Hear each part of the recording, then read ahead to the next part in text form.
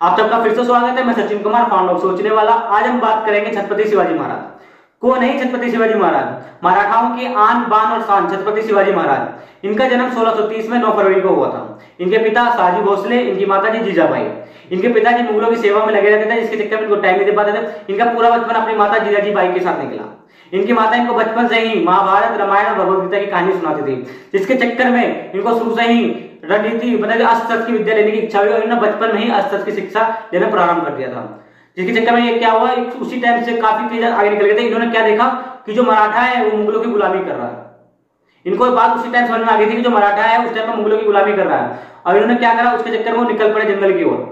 वहां पे एक गांव था जहां पर उन्होंने देखा कि मराठों के पास ताकत बहुत है, शक्ति बहुत है, लेकिन ये बिना राजा के, बिना गाइडेंस के बिखरे पड़े हैं।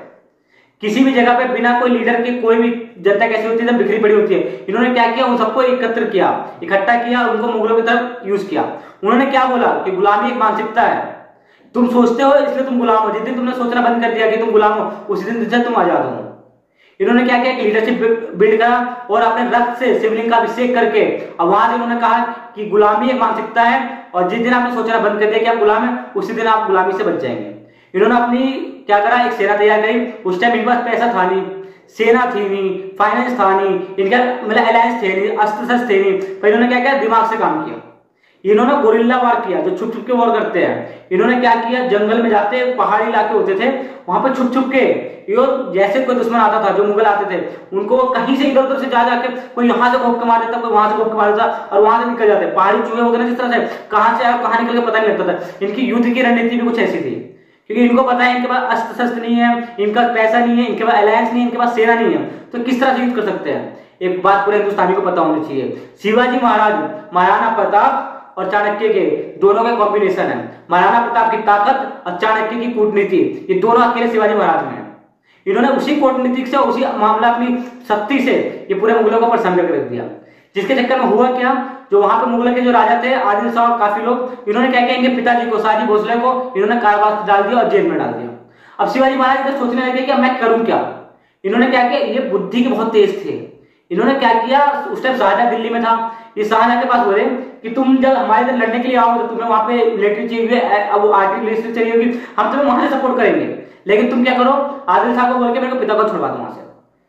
क्या क्या शाहजहां ने वहां से इनको, बात तो है ना, दोनों मुसलमान थे, लेकिन क्या हुआ, इन्होंने इनके अंदर फूट डाल राजनीति की तारीफ करा। इन्होंने दोनों मुगलों में क्या करा, उन्होंने फूट डाल दी और उन दोनों को लड़वा के वहां से अपने पिताजी को छुड़वा लिया।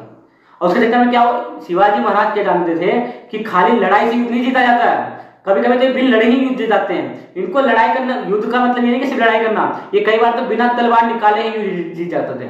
सामने वाला अपने आप सरेंडर कर देता था। इनके पास दुश्मन आता था युद्ध करने के लिए, पर इनके पास दुश्मन ही इनकी ताकत बन जाता था। इतने ही बुद्धिमान थे कि आप सोचोगे तो आपकी बुद्धि चकरा जाएगी।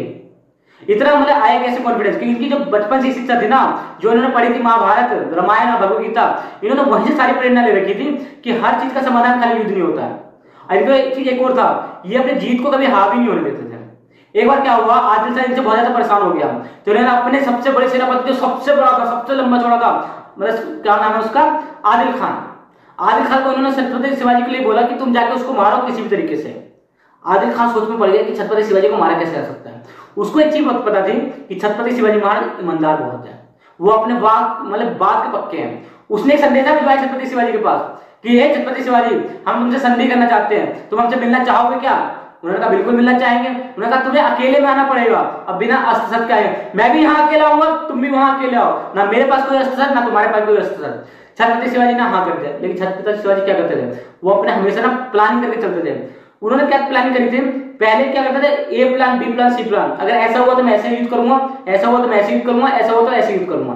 ABC वो पहले से 3 प्लान बना के रखते थे, क्योंकि वो प्रिपरेशन बिल्कुल शुरू से रहते। वो राजपूतों की तरह नहीं थे कि प्राण जाए पर वचन ना जाए।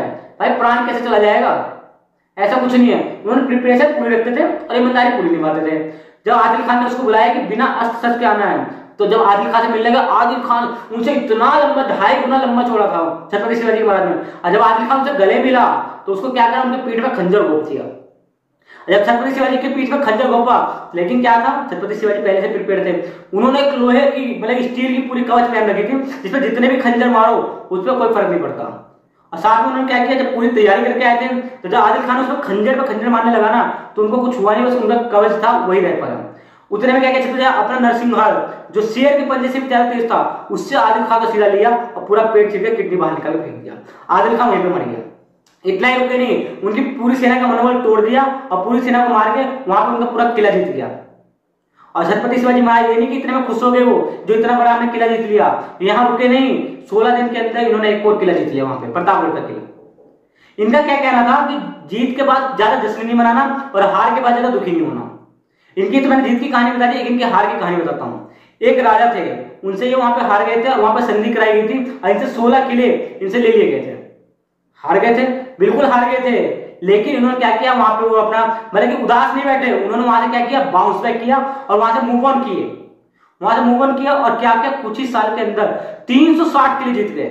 बात आप समझ रहे हैं, जहां पे वो 24 किले हारे थे, वहां पे जब 24 किले हारे थे वहां इन्होंने 360 किले जीत लिए। इन्होंने इतनी जल्दी इनकी मतलब कौशल चली थी क्योंकि कोई हार के बैठते नहीं थे, वो हमेशा मूव ऑन करते थे। और उनकी लीडरशिप का सबसे बड़ा उदाहरण क्या था जानते हैं, मुगलों के खिलाफ कभी नहीं थे इनके अंदर, मुगलों के खिलाफ थे, मुसलमानों के खिलाफ नहीं थे, सॉरी। इनके खुद के सेनापति कई सारे मुसलमान थे, इनके खुद के गुरु मुसलमान थे, इनके जितने सारे चीफ जनरल मेजर जो भी थे ज्यादा मुसलमान थे इनके उसमें सेना में। इन्होंने क्या किया, हमारी दुश्मनी मुगलों से है जो विदेश से आके यहाँ पे आके सबको परेशान कर रहे हैं, जो मराठाओं को परेशान कर रहे हैं, तो हमारी दुश्मनी मुगलों से है, मुसलमानों से नहीं है। और जो वहां पे आकर मुगल जो क्या करते हैं लेडीजों के साथ तो उनके नोचना पाना साड़ी छीनना बलात्कार करना रेप करना, इन्होंने क्या किया, जो हमारी सेना है कहीं भी जीतेगी तो औरतों का, माताओं का और बहनों का, बच्चों का कोई कुछ नहीं करेगा, उनको सम्मानपूर्वक इज्जत देगा। और अगर किसी मेरे सेना में से किसी बंदे ने किसी औरत के साथ गंदा व्यवहार किया मैं उसको उसी टाइम वही मार दूंगा। उनकी इस एक लाइन ने पूरे माहौल में एकदम हौसला ले आया और कहा कि हाँ ये छत्रपति शिवाजी महाराज है, जिसके चक्कर में उनकी ज्यादा ही रिस्पेक्ट मिला गया और मराठा नाम इतना ज्यादा पावरफुल हो गया।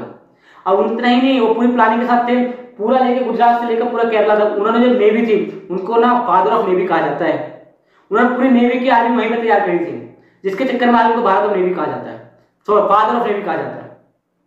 और इतना ही नहीं, उन्होंने क्या किया आगे जाके, अब उन्होंने दिमाग क्या लगाया कि अगर मराठाओं खाली गुलामी करता रहेगा तो काम नहीं चलेगा। इसके चक्कर में जब एक एक करके छोटे छोटे किले जीतने लगे ना, जब पूरे किले जीत गए, पूरा भारत का हिस्सा देखना पूरा मुगलों का राज छा गया था, लेकिन ये अकेले खड़े हुए और पूरे भारत को वहां से आजाद कराया।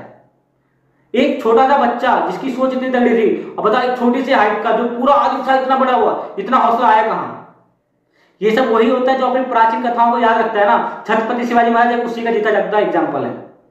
अब उन्होंने अपने पूरी मराठा साम्राज्य को एक स्थापना करी गई, छत्रपति शिवाजी महाराज। आपको पता आजकल हर किसी देशवासी को उनकी कहानी पता होनी चाहिए छत्रपति शिवाजी महाराज के बारे में। इसके लिए आपको बस क्या करना है, इस वीडियो को शेयर करना है, हर जगह फैला देना है, जितना हो सके बच्चे बच्चे को वीडियो दिखाई कि छत्रपति शिवाजी महाराज है कौन, उन सबके बारे में हमें पता क्यों नहीं, हमारे इतिहास में पढ़ाया क्यों नहीं गया। जब हमारे इतिहास में पढ़ाई नहीं गया तो हमें पता कैसे लगेगा। उसके लिए आपको इस वीडियो को शेयर कीजिए, जहां से वीडियो को लाइक शेयर एंड कमेंट जरूर कीजिएगा, ताकि हर देश के कोने में इस वीडियो को पता लग जाए कि छत्रपति शिवाजी महाराज कौन थे। ऐसी महान हस्ती को मेरा सत नमन। जय हिंद, जय भारत।